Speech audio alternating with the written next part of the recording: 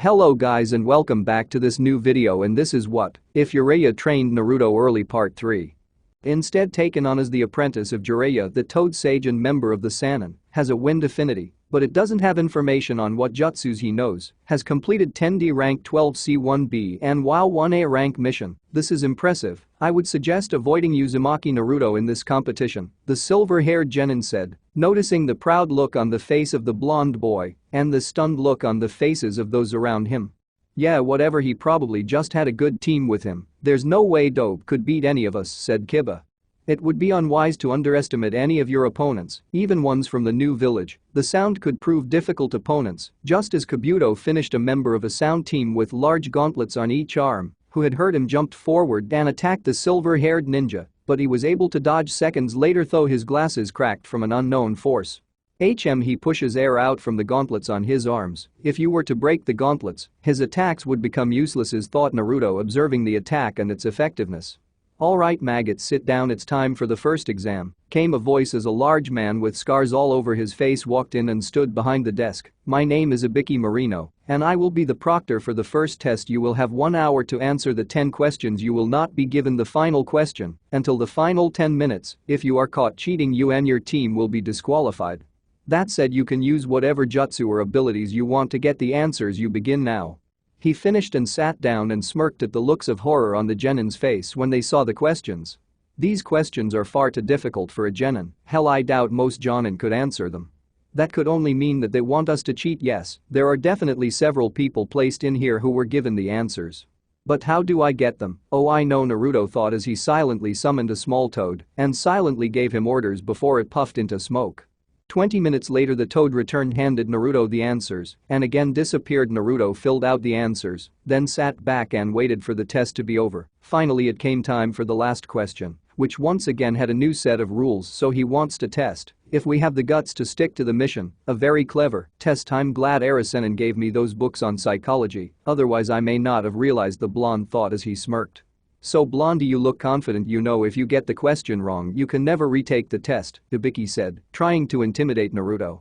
That's fine, Ibiki-sen, I don't need to be a chunin for my dream to come true. It would be nice to get better missions, but I think I will risk it, thanks, Naruto said with a small smirk, indicating that he had figured out the test. Damn, the kid figured it out. Oh well, I don't think I will get any more now. Well, anyone else? Okay, now the rest of you pass, the scared man said, and was about to continue when a black blur came crashing through the window, which turned out to be a woman with dark purple hair and a ponytail and looked like a pineapple, had on an open trench coat and see-through mesh top, making it obvious she did not wear a bra over her ample C-cup breasts. Behind her, there was a sign that read Anko Mitarashi, sexy and single, proctor for the second exam. Chapter 8. The forest and the snakes. In the exam room, Naruto was both stunned and amused by the rival of the women he so affectionately called the crazy snake lady. It was a look of shock shared by most of the genin. There were a few exceptions. Gaara's face held no expression whilst Kiba, Kankuro, and several others had perverted grins focused on the sexy and single Anko Mitarashi. Well, fuck, Ibiki, 34 teams left. You must be getting soft. Oh well, once I'm finished with them, there will be less than half of these numbers. Okay, you little gakis, meet me at training ground 44 in an hour. And if one member on your team is late, your whole team fails. And with that, Anko left through the same broken window she came in, leaving the still stunned genin to register what just happened. Well, damn, a random genin stated, finally breaking everyone out of their stunned state. Training ground 44, the forest of death. Alright, you little pieces of shit. Welcome to my home away from home, training ground 44, better known as the forest of death, Anko pronounced loudly so everyone could hear her. Naruto, however, just looked off with a bored expression, unimpressed with her attempts to intimidate the competitors. Anko saw the blonde wasn't affected by her little speech and, deciding to make an example out of him, took out a kunai and threw it at the blonde, who was caught unawares as it sliced his cheek. Then she used a shunshin to appear behind him with another kunai to his neck. So you're not intimidated by the forest, hey? Well, that's fine, but you won't have that pervert with you to scare the animals off this time, Anko said as she pressed her ample chest into his back and seductively licked the blood off his cheek. Naruto tried to remain calm but found it difficult. Even if he knew that Anko was just trying to scare him and the others, she was still a scary kunoichi.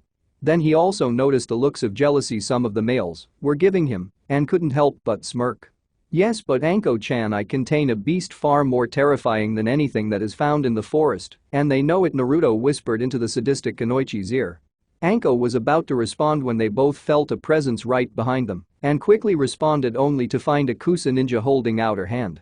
I'm sorry Proctor-san, I was simply returning your kunai, the Kusa ninja said before returning to her squad. You know, crazy snake lady, I think she might even be more creepy than you, Naruto said, suppressing a shiver. Hey, I'll have you know I can be far more scary, Anko said in mock hurt. Naruto arrived at gate 27 after signing his waiver forms. Upon looking at the neighboring gates, he found to his left were a team from AIM who were all rather tall and lanky, and to his left he found a team from Iowa who were looking at him with hatred and anger. Naruto felt uneasy as he recalled what Jiraiya had said about Iowa ninja. Flashback, kid in the Chunin exams, and out in the field a ninja might have to kill at any moment for a mission or to save a comrade. It's a sad fact about our life, but it's true, and there will be times that you are forced to kill to defend yourself. This is also important. So what I did is I went to the pet store in town and found the cutest bunny I could find. I swear this thing has like a permanent puppy eyes jutsu on it. Here, look at it. Jiraiya finished pulling what could only be described as the definition of adorable. Oh my god, that thing is cute. I want to take it home and charge people to see it, said Naruto. Okay, Naruto? Yeah, I want you to kill it. What? But it's just too cute. Come on, Arasenin, people would throw out fluffy kittens living in shoe for that thing. And have you seen kittens living in a shoe, Arasenin? They're adorable. How am I supposed to kill it? Naruto complained. You have to, because if you can kill this bunny you can kill anything. Do you think I want it to go? Hell no, the cute SOB got me laid 3 times since I brought it, and that was only yesterday, Jiraiya said in his tone serious to emphasis what he needed the blonde to do before turning perverted. Fine, give me the bunny, and with that Naruto brought his blade up and ended the bunny's life. It's done now. Why was this so important that I couldn't get a first kill like every other normal ninja? The blonde asked. Because there will be some ninja who will target you in particular, especially in this exam. You will be the one genin without a team, and that will make you a target, and I want you to be able to kill without the worry of it being your first kill, Jiraiya said seriously. Okay, I get it, Arasenin, I just wish I didn't have to kill such a cute animal. Couldn't you have used Tora? Although now I think about it, killing that demonic cat wouldn't have been hard at all, Naruto said, fantasizing about killing the bane of all genin. There is one more thing, Naruto. I want you to be extra careful of the teams from Iowa. They don't like Konoha at all, and to make matters worse you happen to look a lot like the 4th Hokage, who was the main reason Iowa lost so many men in the 3rd Great Shinobi War.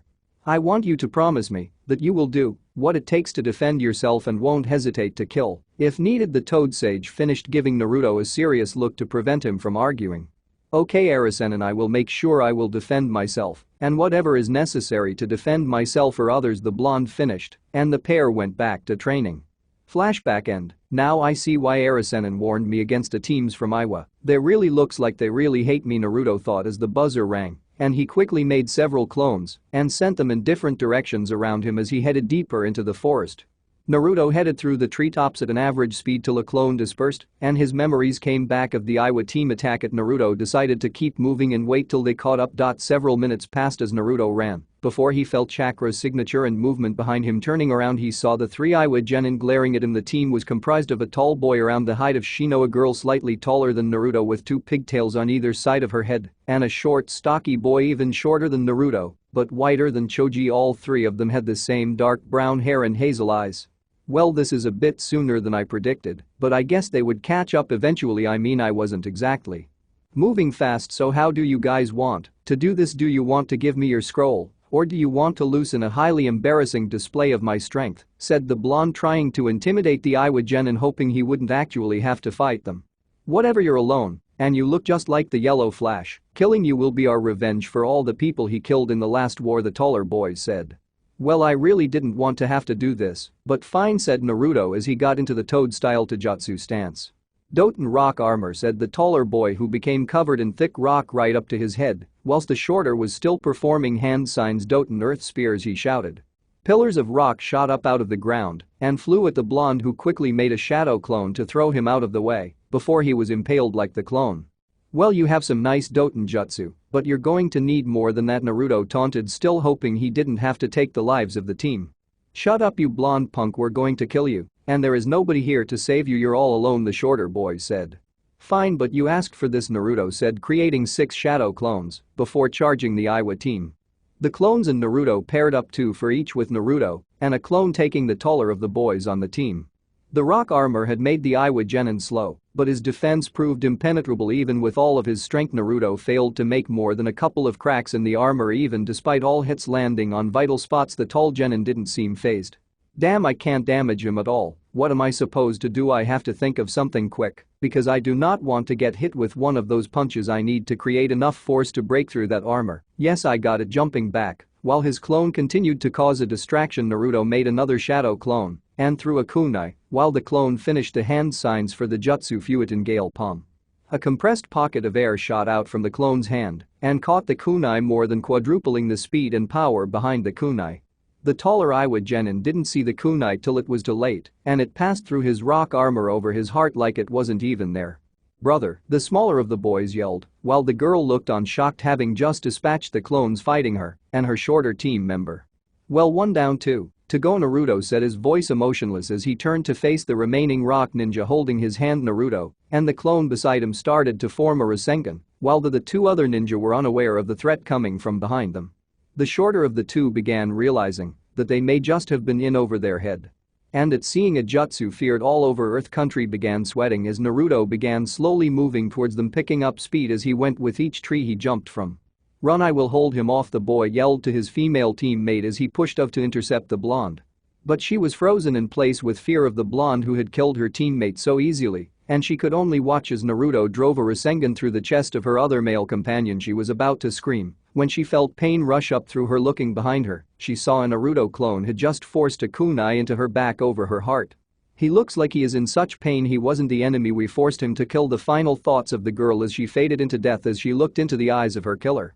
"Please let them have a Earth Scroll. I do not want to have to fight another team," Naruto begged to nobody as he searched the bodies, finding his objective before sealing the scroll into another with a blood seal, where he stored his heaven scroll. "Oh Kami, thank you. I can head towards the tower without having to be forced to fight another team," the blonde thought as he kicked off towards the tower.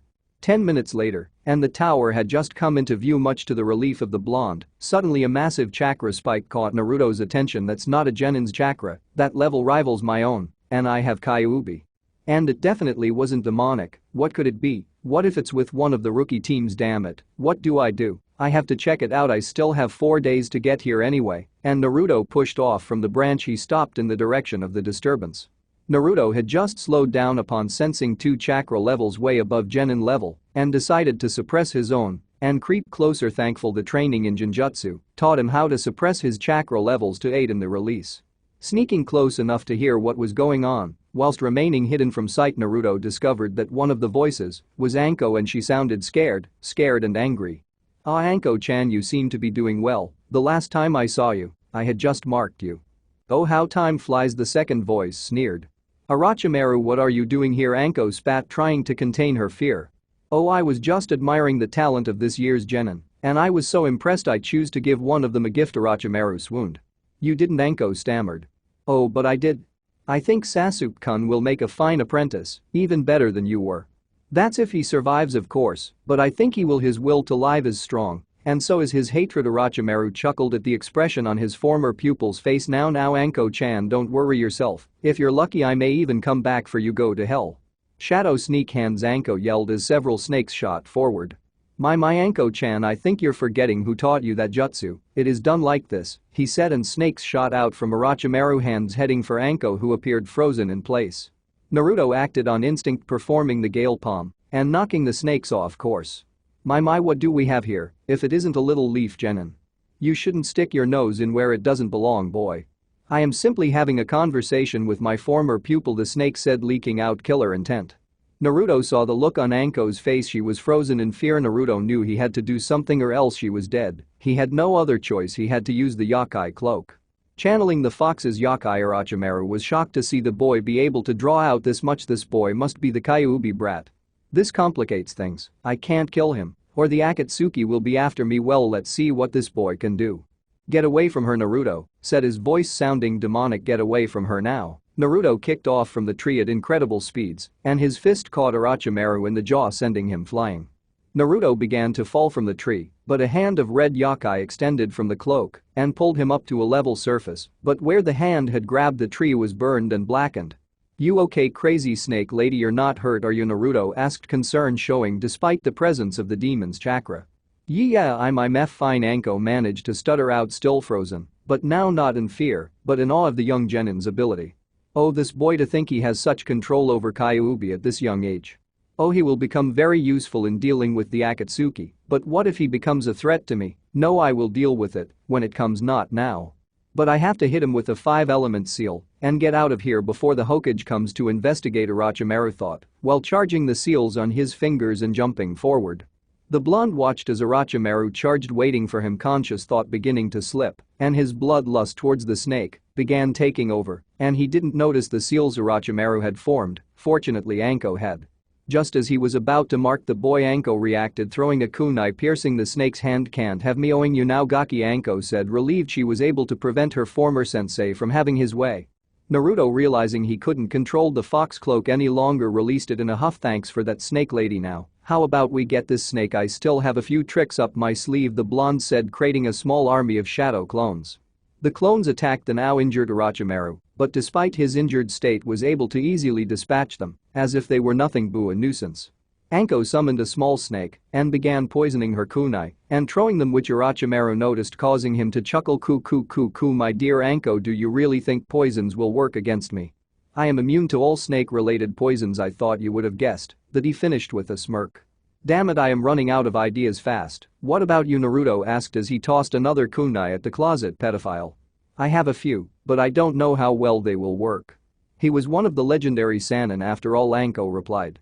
"Yeah, but we still have to try. I'm sure Gigi would have felt my chakra when I was using the fox and has probably sent someone to investigate by now, so we don't need to hold out much longer," Naruto responded, throwing another kunai, only to have it blocked by the aggravated snake Sannin. Orochimaru was fed up and started doing and signs fuetin great breakthrough, he yelled as he took a deep breath in and spewed out a torrent of air, removing branches and uprooting some of the smaller trees as it headed straight towards the unlikely partners. Unable to escape the jutsu, they both tried to cling onto the ground with chakra, but the wind had such force behind it neither Naruto nor Anko stood a chance. Quickly getting to his feet, Naruto saw Anko had a far harder trip and was suffering from at least a broken arm and was struggling to stand. Naruto was about to head over to help her when Orochimaru appeared behind him and gave him a kick to the side, sending him careening into a tree, knocking the wind out of him as he casually walked towards the snake mistress without a care in the world. The snake stood over the purple-headed Kunoichi, who was still trying to stand, and summoned several snakes to hold her down as he do a kunai to finish her. Kuku, look at you now, Anko-chan. Sasuke-kun will make a much better apprentice than you ever were." He was broken out of his musings as he had a kunai come flying towards him at inhumane speeds. Turning, he saw Naruto and a clone huffing from exhaustion. The legendary snake Sannin casually caught the kunai in the hand he was holding his own and flung them at the blonde. Too fast for him to react, both kunai hit in the leg to incapacitate, but not kill. But the snake was shocked when both turned into smoke, indicating a shadow clone. Then he felt a large chakra pulse from just above him. Looking up, Orochimaru didn't have time to dodge and was slammed in the face with a Rasengan, sending the snake flying and lying in a crumpled heap dead. Naruto relaxed and went to help Anko up, but when he got there he saw a look of sheer horror on her face. Whirling around, he saw a pair of hands protruding from Orochimaru's mouth, and just like a snake shedding his skin, Orochimaru stood there with no signs of battle. Kuku, well, it's been fun. I am glad to say you amused me in the battle. I look forward to seeing how you progress, Naruto-kun. But sadly I can't stay, it is becoming far too crowded, and just like that, the snake dissolved into the ground without a trace. Naruto kept his guard up, expecting another attack, but when he saw 4 new people in the trees above, he realized why Orochimaru had fled. The Sandaime Hokage arrived in the clearing to see Naruto standing defensively, standing over an unconscious snake mistress, but soon relaxed when he saw the Hokage. "Naruto, what happened here? I felt a massive amount of Kyuubi's chakra," Hiruzen said urgently. "Well, Gigi, about 40 minutes ago I felt a massive chakra spike in the forest that wasn't from a genin, and it wasn't demonic, so I went to check it out. On my way there I found Anko-san here in conversation with Orochimaru of the Sannin." Hiruzen visibly paled at this, then the blonde continued, "I had noticed Anko was frozen and needed help, but I am obviously no match for the snake team. I knew I needed help, but I didn't know how to send for it with the message reaching you in time for it to make a difference. So I channeled as much of the Kyuubi's chakra I could until the one-tailed cloak formed, and I acted quickly, knocking Orochi team away from Anko. Unfortunately I cannot hold that form for more than 2 minutes at my current strength," Naruto sighed. Afterwards I dropped the cloak and with help from Anko, was able to hold him off until you arrived, Jiji, Naruto said, swaying from exhaustion. I see, do you have both scrolls to complete the test, the Hokage asked. Yeah, I got my second off some Iwa ninja who seemed to really hate me for looking like the fourth Hokage, Naruto said with a somber expression on his face. Hiruzen winced at the thought of Iwa finding out about Naruto's heritage, while the Anbu present were just realizing how much the boy did in fact look exactly like Minato Namikaze. Naruto, what happened to the Iwa team, the Hokage asked. Naruto looked down, as if ashamed. I killed them, they didn't give me a choice. I gave them a chance to leave, and they refused to take it and attacked, stating killing me was be their revenge, Naruto said sadly. The aged Hokage internally sighed in relief that the genin were dead, even though he didn't like that the young boy had to kill. He was glad the risk of Iwa finding out who Naruto really was were much smaller now.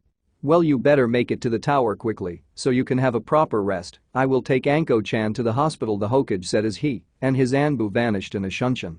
Less than 30 minutes later, Naruto arrived at the tower, deciding he had to open them. Now he discovered, when the smoke cleared from the scroll, that Iruka was standing there looking upon the boy with pride.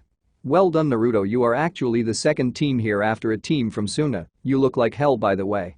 Naruto, what happened to you out there, Iruka said in interest. It's a long story, Iruka-sensei, let's go in and I will tell you all about it, said the blonde as they made their way into the tower. Naruto was looking forward to a nice long rest before the next exam. Chapter 9 Preliminaries. In the days since Naruto arrived from the tower, things had been rather peaceful for the blonde. He gave a full report to the Hokage with Anko the day she had left the hospital, and after that the only time he had been put on edge was when he felt a large chakra spike from the forest on the third day of the exam. Other teams started arriving after that, and Naruto was happy to see the Team 10 and Team Guy arrive for the most part unharmed. The days passed for the blonde, relaxing until the final day came, and he was asked to come to the ground level for the conclusion of the second round. Upon entering the hall, Naruto was able to discover that all of the other teams had made it from the rookie year, with teams 8 and 7 arriving earlier that day but still not showing much in the way of fatigue. This was when he became aware of the other people in the room.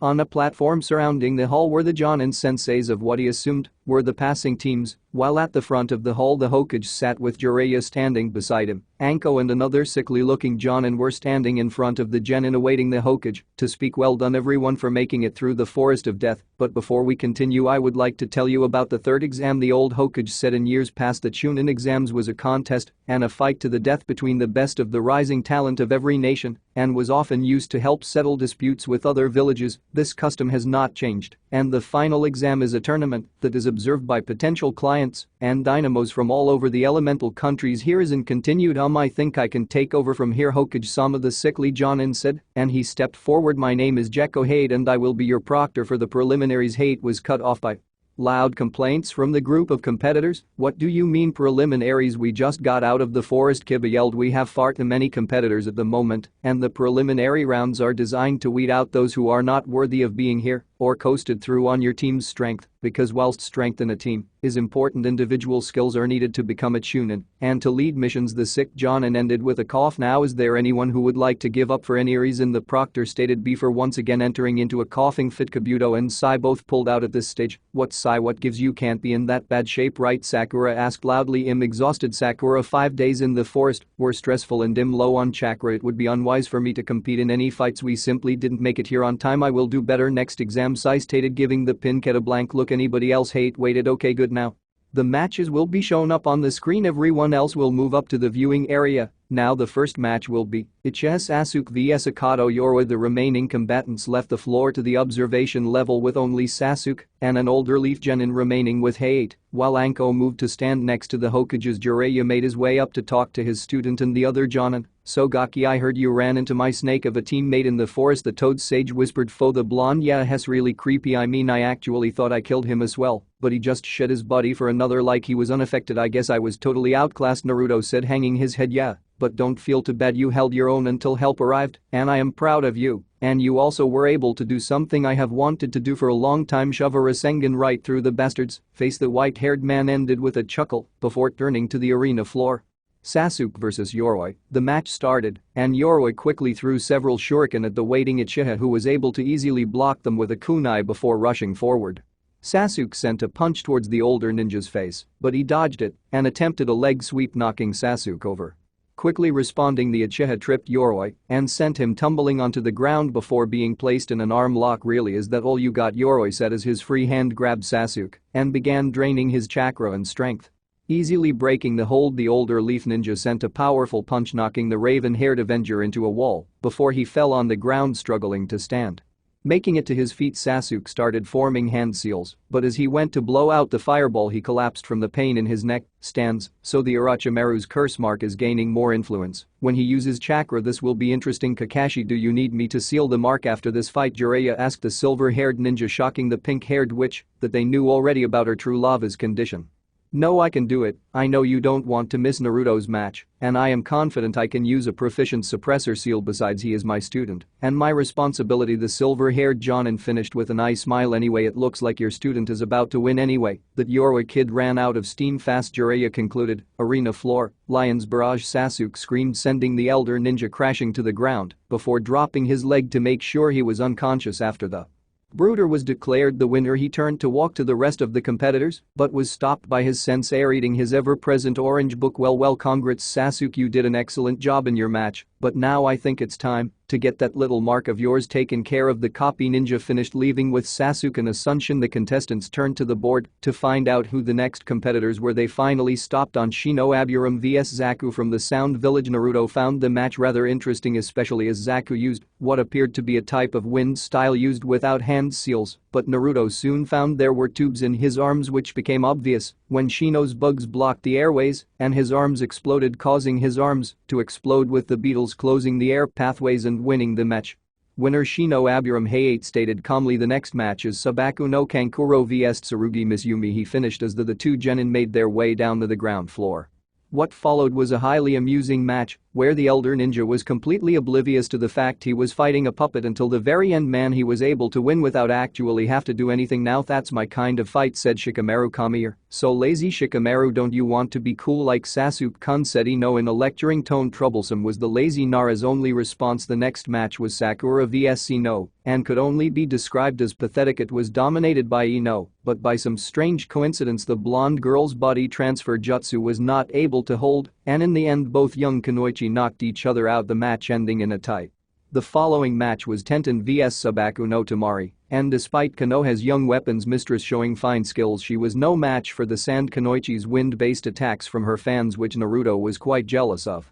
Damn, I want a big fan like that. Look at the power she has with her wind attacks, the blonde exclaimed loudly, getting a smirk from the Kunoichi. Heading back up to her teammates, no, you don't need it, Gaki. Once you master your wind element you will be able to do far better than that. Despite the fans' uses, it would be heavy and only suited for a long-range fighter, Jiraiya explained, getting a nod and understanding from the blonde. The following match was Shikamaru Nara vs Kin of the Sound Village, which the lazy Nara won by easily outsmarting the Sound Kunoichi by casting a thin shadow along the thread of her chakra strings, then forced her by the use of his shadow precision to hit her head on the wall behind, knocking her out. The next match is Uzumaki Naruto vs Inuzuka Kiba. The proctor called as the names blazed on this screen. Yeah, I got the jackpot, no way can I lose this, I mean I'm only fighting the dope, Kiba yelled, his voice filled with joy at having the so-called dope as an opponent. I feel sorry for the poor boy, there is no way Kiba will lose this, Kurenai said in confidence to the surrounding Jonin and Genin. I think you are forgetting who his teacher is, Kakashi said boldly. What do you mean, Kurenai asked. He means I have trained my student far too well for him to lose here. I would go so far as to say that if he loses I would give up my research for a year, came the confident voice of the Toad Sage, who had walked over to talk to Kakashi. What do you think, Kakashi? I think Naruto will win, he is easily Chunin level, the silver-haired ninja said, shocking the red-eyed Jonin. Arena floor, you should just give up now, loser, you're no match for me, Anakamaru, and I don't think you will want to be embarrassed any more than you already are wearing that orange jumpsuit, the dog trainer joked. Well, I guess there is only one way to find out if I am really an embarrassment or if you're just all talk, Kibble, Naruto taunted, getting into the defensive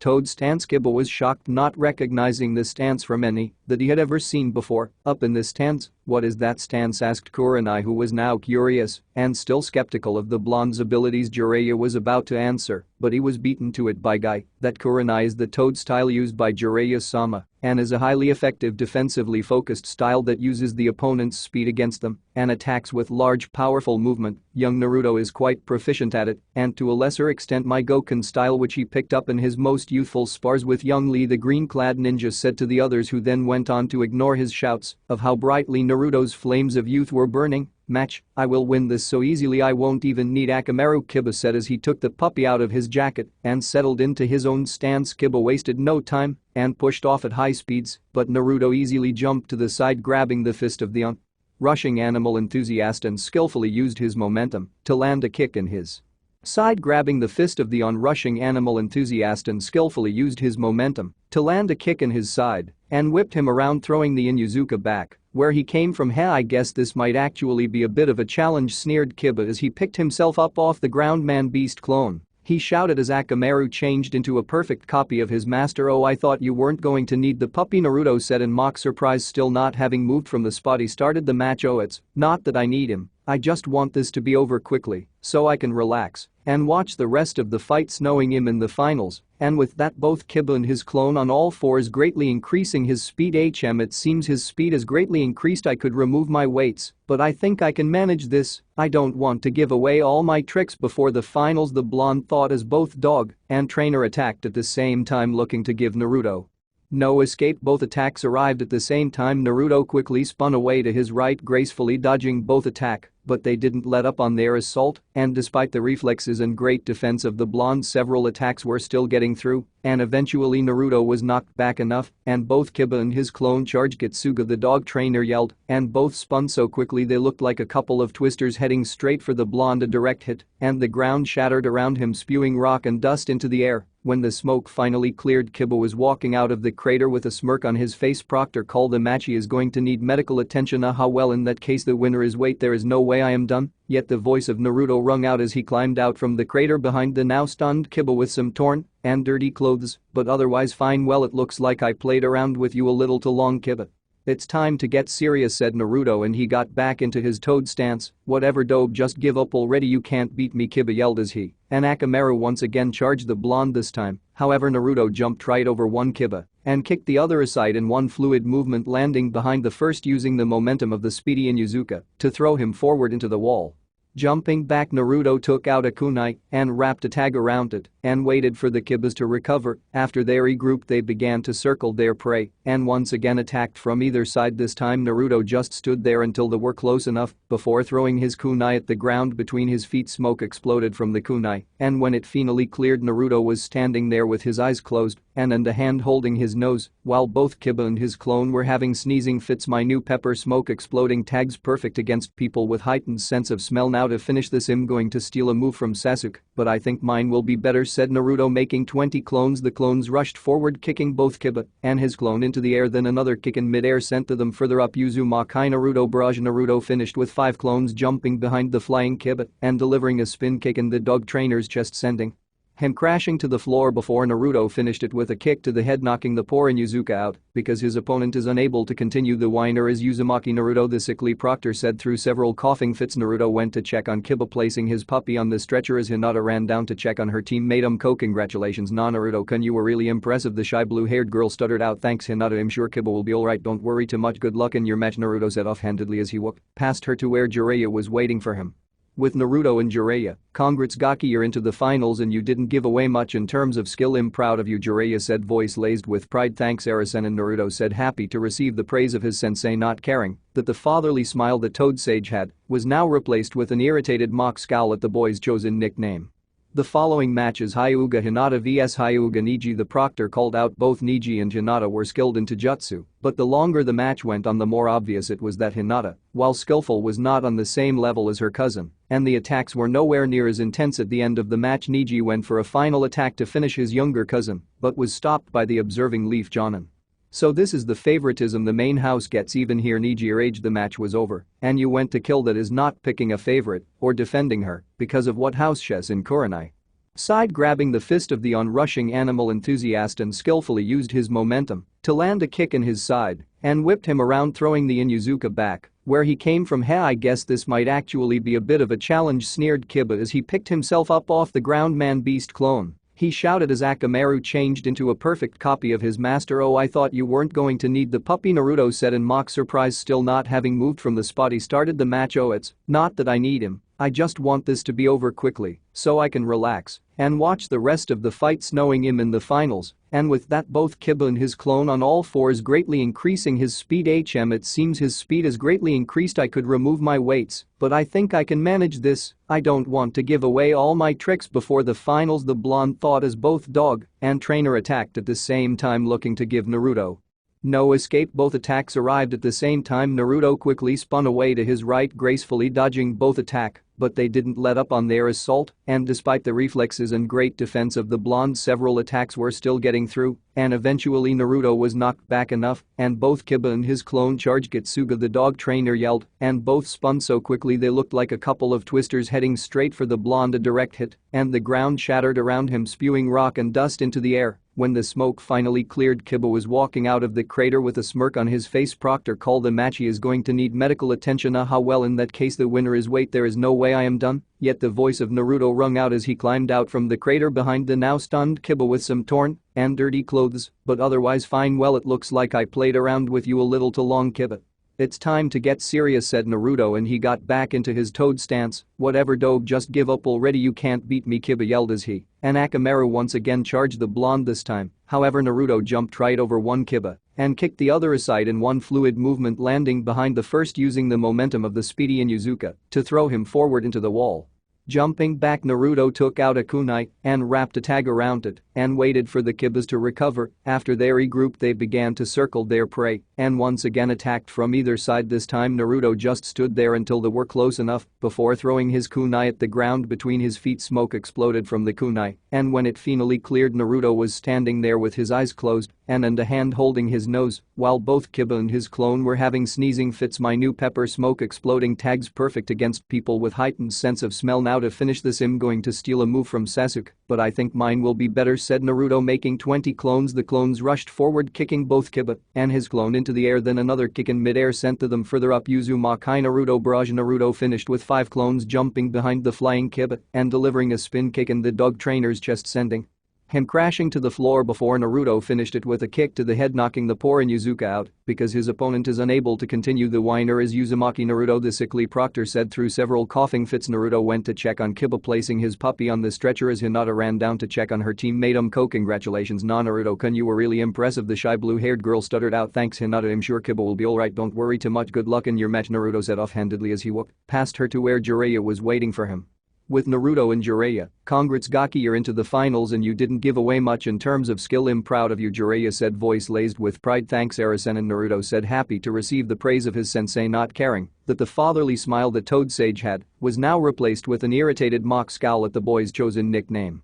The following match is Hyuga Hinata vs Hyuga Niji. The Proctor called out both Niji and Hinata were skilled in Taijutsu, but the longer the match went on, the more obvious it was that Hinata, while skillful, was not on the same level as her cousin, and the attacks were nowhere near as intense. At the end of the match, Niji went for a final attack to finish his younger cousin, but was stopped by the observing Leaf Jonin. So this is the favoritism the main house gets even here. Niji raged, the match was over, and you went to kill, that is not picking a favorite or defending her because of what house she's in. Kurenai harshly spat at the usually stoic Hyuga. What was that for? Hey, isn't she your family? Why would you attack her like that? Naruto yelled from the railings. Shut up, loser, a failure like you doesn't know what he's talking about. It is fate that the strong will move on while the weak will fail. It's impossible to change destiny, Niji said, not caring to see the looks of disgust on the surrounding Jonin and a look of disappointment from his sensei. Well, then I am just going to have to prove you wrong, because I am going to win this tournament and become a Chunin, and if I have to beat your ass to do it, all the better, Naruto yelled in defiance. HMPH, like a loser like you could beat me, and with that Niji walked away to the other side of the hall.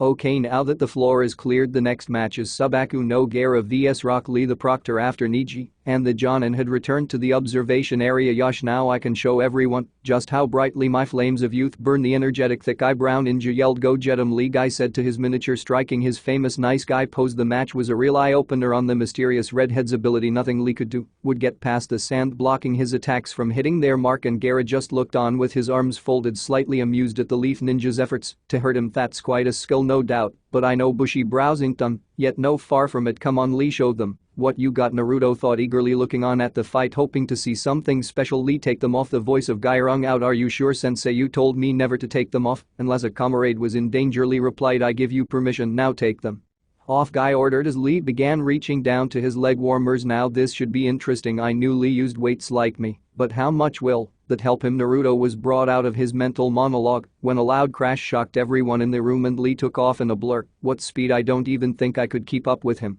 when I am using some of Kyuubi's chakra, the blonde thought as he watched Lee. With his now enhanced speed he was able to get through the passive defense of the sand and land hits on the unstable Suna ninja. This continued for some time, but despite how hard Lee tried, Gaara still remained standing, deciding to go in for a match-winning move. Lee opened several of the 8 inner gates and charged Gaara, performing the hidden lotus before shakily getting to his feet. Amazing bushy brows. I sure hope I don't have to fight you early on in the finals. I would probably need a full tail Yakai cloak just to survive a move like that, the blonde thought, but was shocked when sand rushed out and grabbed Lee around the ankle and wrist, crushing it before moving to spread across his body. Impossible were the thought of almost everyone in the stands as Gaara lay on the floor with his face cracking and parts dropping off what appeared to be a condensed layer of sand.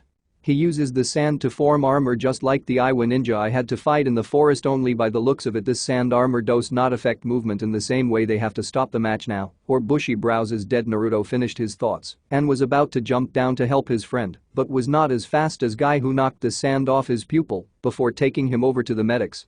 Gaara won the match because of the interference, but it didn't matter to him. He was angered that he had been denied a kill. The next match was Choji Akimichi vs Dosu of Sound. The young Leaf Genin Shodi was strong, but the last remaining Sound villager was able to easily overcome using sound waves from his gauntlet to knock the young Akimichi out and winning the final match. Okay, now that the contestants have been decided, we will draw numbers for the first round of the finals. The proctor called after the matches were decided, and Naruto couldn't be happier. He had Niji. He would prove to him that the loser can be better than him. After all, he was the class joke. The dead last. The fights were Naruto vs Niji, Sasuke vs Garashino vs Kankuro, Temari vs Dosu. Shikamaru fights the winner of match, and with that done the fighters left the arena to spend the next month training for the final exam.